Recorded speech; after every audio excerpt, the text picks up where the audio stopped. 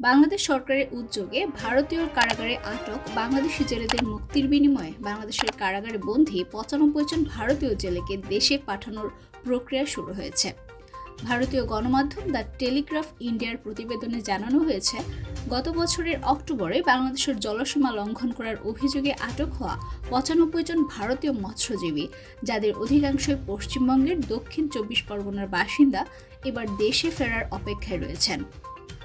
বাংলাদেশ সরকার তাদের বিরুদ্ধে দায়ের করা মামলাগুলো প্রত্যাহার করে নিয়েছে।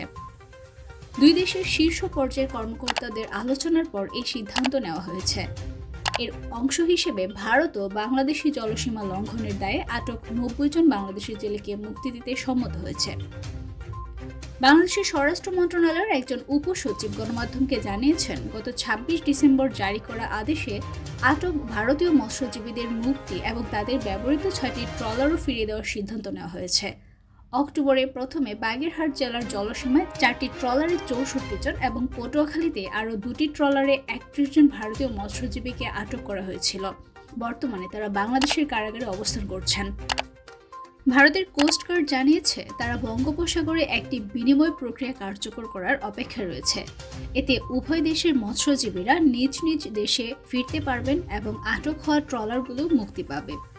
ভারতের পক্ষ থেকেও একই ধরনের উদ্যোগ নেওয়া হয়েছে। ডিসেম্বর মাসে ভারতের উড়িষ্যায় পারাদ্বীপের কাছে ৭৮ জন এবং পশ্চিমবঙ্গের সুন্দরবনে ১২ জন বাংলাদেশি মৎস্যজীবীকে আটক করেছিল ভারতীয় কোস্টগার্ড।